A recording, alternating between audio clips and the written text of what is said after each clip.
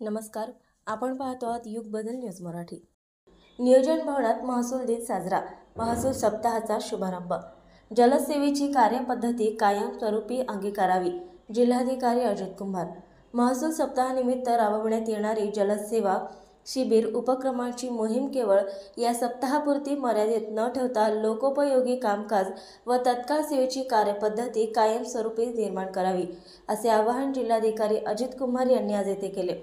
महसूल दिन तसेच महसूल सप्ताहाच्या शुभारंभानिमित्त कार्यक्रम जिल्हाधिकाऱ्यांच्या अध्यक्षतेत नियोजन भवनात झाला, त्यावेळी ते बोलत होते। जिल्हा परिषद मुख्य कार्यकारी अधिकारी अनिता मेश्राम, पोलीस अधीक्षक अर्चित चांडक, महापालिका आयुक्त सुनील लहाने, निवासी उपजिल्हाधिकारी विजय पाटील, उपजिल्हाधिकारी महेश परंडेकर, जोगेंद्र कट्टेरे, निखिल खेमनार, उपविभागीय अधिकारी डॉक्टर शरद जावळे, संदीप कुमार अपार, जिल्हा भूमी अभिलेख अधीक्षक भारती खंडेलवाल, जिल्हा माहिती विज्ञान अधिकारी अनिल चिंचोले, तहसीलदार गौरी धायगुडे, अधीक्षक श्याम धनमने, जिल्हा पुरवठा अधिकारी रवींद्र येन्नेवार आदी उपस्थित होते। जिल्हाधिकारी श्री कुमार म्हणाले की विविध काळातील प्रशासनिक बदल स्वीकारत महसूल विभागाने मोठी वाटचाल केली आहे। 7/12 संगणकीकरण, ई-चावडी, ॲग्रिस्टेक अशा नवनव्या जबाबदाऱ्या, आपत्तीच्या तातडीच्या प्रसंगी जलसेवेची जबाबदारी विभागाकडून समर्थपणे पार पाडण्यात येत आहे। महसूल सप्ताहानिमित्त जिल्हाभरात विविध उपक्रम घेण्यात येत आहेत। पारदर्शक प्रशासनाचे आपले उत्तरदायित्व ओळखून जलद, कार्यक्षम, तत्पर सेवेचा आदर्श कायमस्वरूपी निर्माण करावा, असे आवाहन जिल्हाधिकाऱ्यांनी यावेळी केले। मुख्य कार्यकारी अधिकारी श्रीमती मेश्राम, पोलीस अधीक्षक श्री चांडक, आयुक्त श्री लहाने यांनीही मनोगत व्यक्त केले।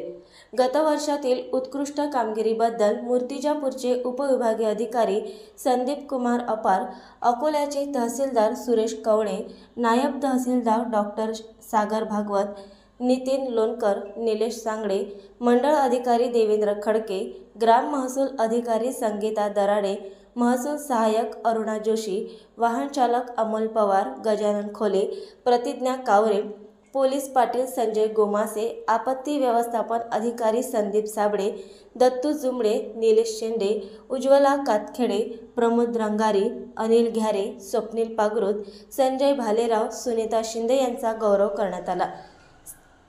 सेवानिवृत्त अधिकारी डी.टी. पंधरे, कल्पना वानखडे, दीपक सोळंके, दत्तात्रय टोहरे, शंकर मरसकोल्हे आदींनाही गौरवण्यात आले। ई-शिधापत्रिका, वय व अधिवास प्रमाणपत्र, श्रावणबाळ योजना आदी विविध प्रमाणपत्रांचे वितरण लाभार्थ्यांना करण्यात आले। निवासी उपजिल्हाधिकारी श्री पाटील यांनी प्रास्ताविक केले। अधीक्षक श्री धनमने यांनी सूत्रसंचालन केले। आपल्या महसूल विभागाने कधीही त्याला नकार दिला नाही।